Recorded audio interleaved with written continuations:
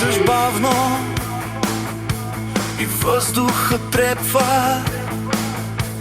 Цялата стая усеща как стъпваш. В погледа ти пламък, който ме къса.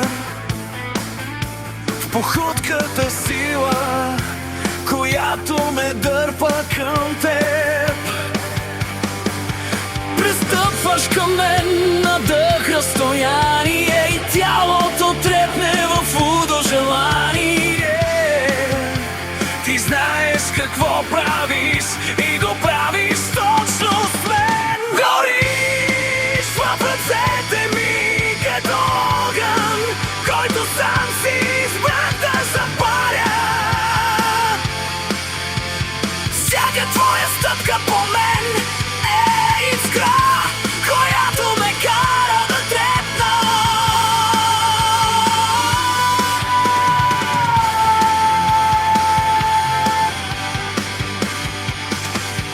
Толкова страстна, толкова жива, не мога да дишам, когато ме гледаш, гориш.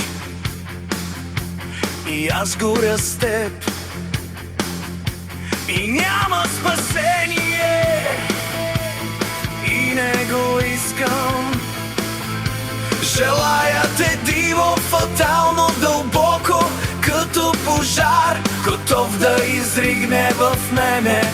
Ти си огън и аз се хвърлям в тебе. Кожата ти шепне тайни, които само аз трябва да чуя. Нежна, но вътре изригва жарава. Усещам всеки удар на сърцето ти, всеки скрит пламък, пожар, който моят допир очаква.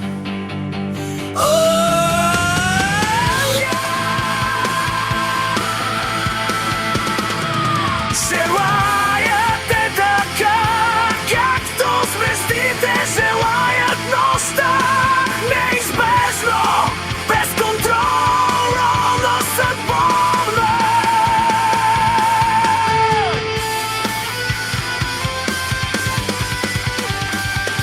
И когато се слеем, не само телата горят, а душите избухват и раждат своя нова вселена.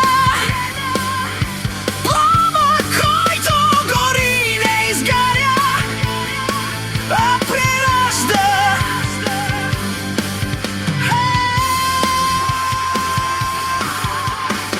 Защото ти не си просто жена, ти си цяла вселена. Когато те желая целия този свят, който го